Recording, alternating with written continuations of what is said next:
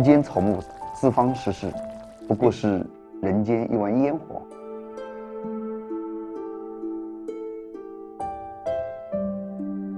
2年前偶然的机会认识了汪朗先生，汪曾祺的儿子，他是要想把他父亲笔下写到的这些美食，把淮扬菜发扬光大。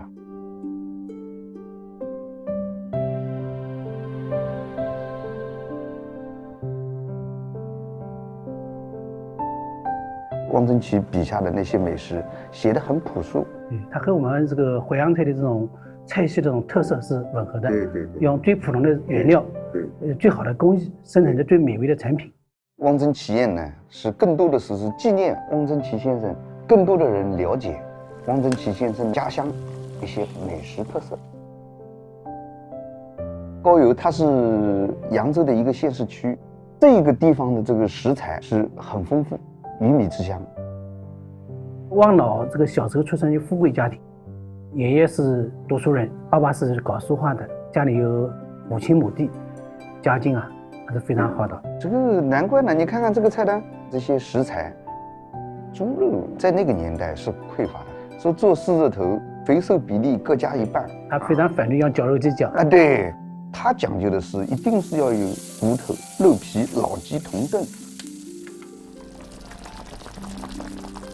我们今天呈现的，先要把它油炸，炸完了以后再来红烧，更家庭版的这种。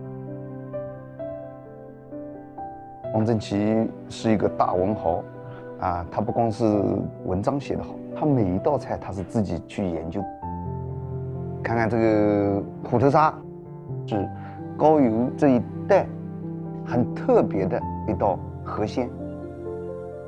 在清水里面、流水里面才能养得活。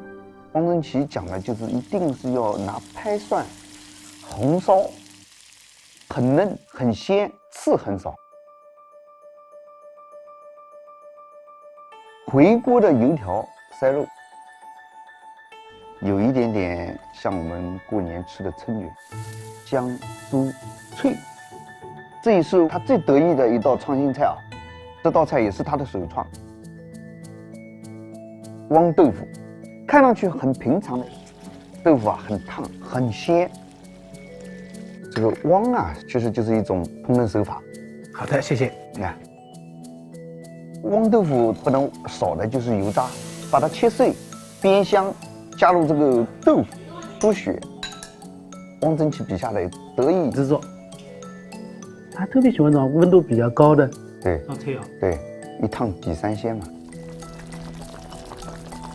这个是慈菇蛋花老鸡汤，在鸡汤里面再用这个鸡蛋去煮它，这个汤会更鲜更清，有慈菇的脆嫩，咸菜的鲜香，它讲究的就是烟火气。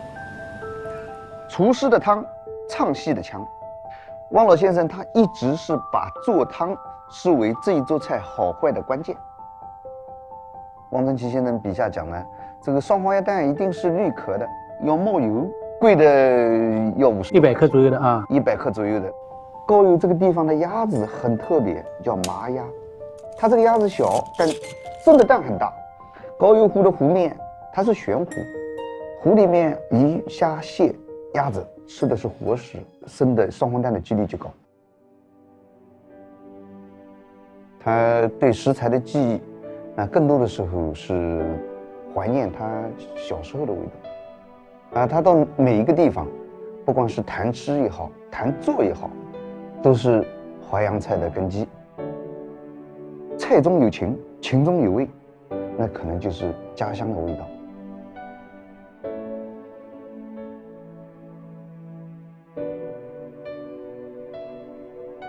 我的家乡在高邮，春是春来，秋是秋。8月15莲子红，9月初9焖芋头。